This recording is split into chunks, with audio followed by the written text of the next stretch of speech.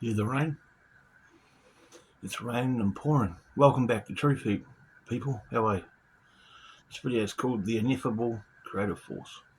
Ineffable means too great to be expressed or put into words, too great to explain.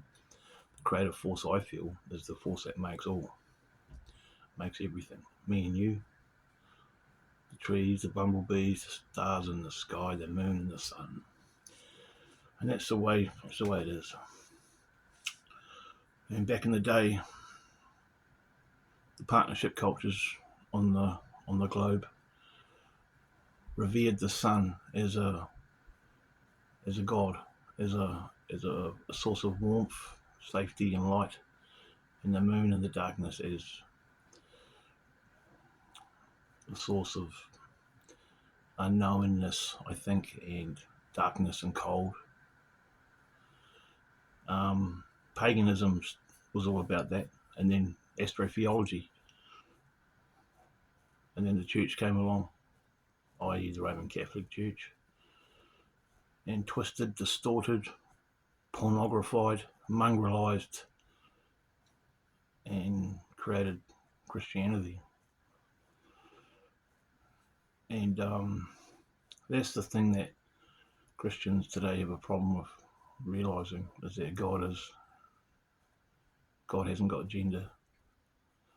God's not a man. You get it like like the Son of God, Son God. Look, go to a Catholic church and look at the pictures in the windows and that. You'll see a sun behind God.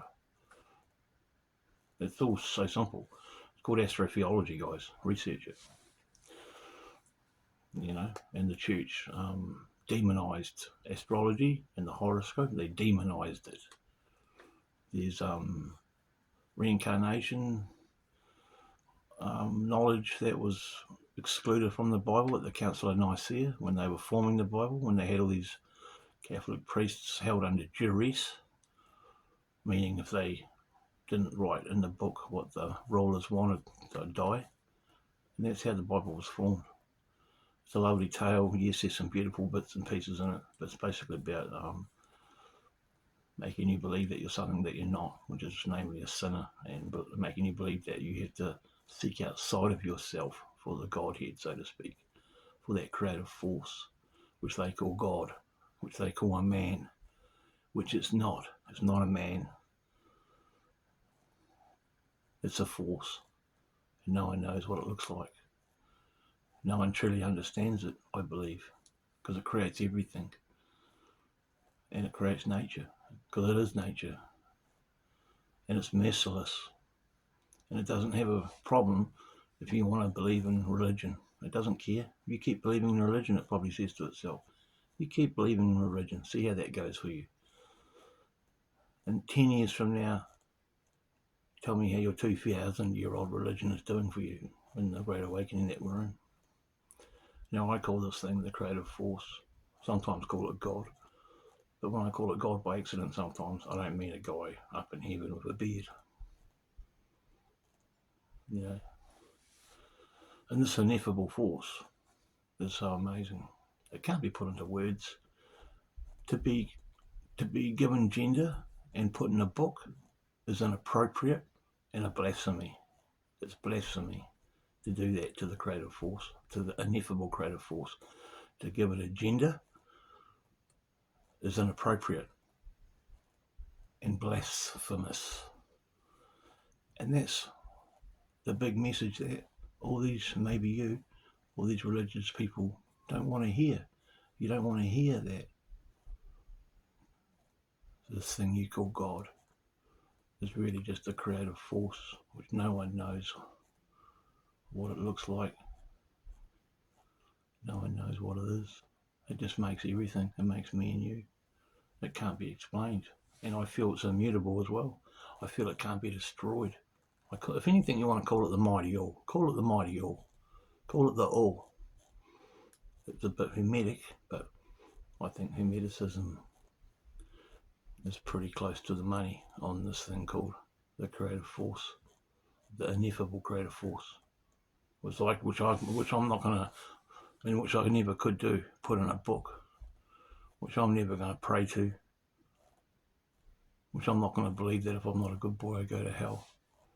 This creative force is far beyond that, far higher than that. It transcends the real creative force, the real ineffable creative force, transcends this thing that man calls Jesus, this thing that man calls God with gender, this thing that anthropomorphized into a man.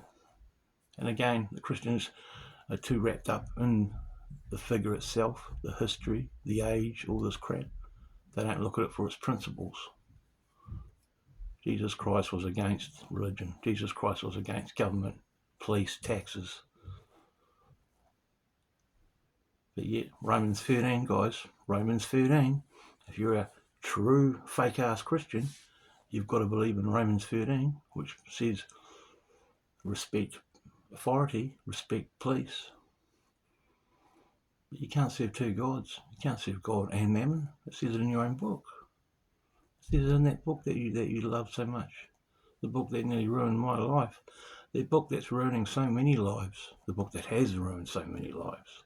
That book you call the Bible, which was written by men from a church that is pedophilic. The Roman Catholic Church gave you the Bible, and that's a fact. No matter how much you want to disagree with me, it's a fact. The Roman Catholic Church gave you the Bible, and just look at them. Look at what they did. Look what they still do.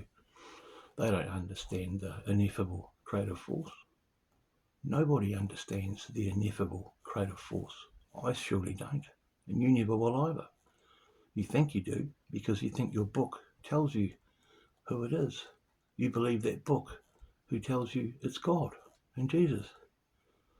This world's far too big for Jesus and God. It's time you woke up, got rid of your 2,000-year-old Semite belief system and opened your eyes with an open mind and walked bravely onwards into the future of transcendency and revelation that's coming now. Just on a final note, I think we were genetically modified. The proof is there in the DNA. We were genetically modified with off-planet baby creatures, and now look at us. We didn't come from monkeys. We definitely weren't created in God's image, because that God you give gender, does he have foot, neck, and back problems and food allergies? I don't think so. So why should we? We're not built for this planet, basically, because they rushed us. When they genetically modified us, they rushed it, because all they wanted to do was create slaves to mine for gold. They didn't want to hang around and make us perfect. They just wanted people that could work. And this is all going to come out too. Just check out Lloyd Pye, Mark Passio, people like that. Step outside your belief system. Have a bit of bravery and courage. Leave the herd. Leave the sheep pen. Be a wolf. You've got to have an open mind. Otherwise you'll be stuck in a 2,000-year-old and counting belief system. And trying to tell people this is like trying to tell it's impossible. They don't want to listen. You probably don't want to listen. Many of you would have turned this video off long before now. But if you're still with me, I appreciate it, because you're one of the ones that has an open mind. You know, I always have had an open mind. Ever since I was a little boy, I've always had an open mind. And that's what saved me from becoming a robot. Thanks for watching, guys. Take care out there.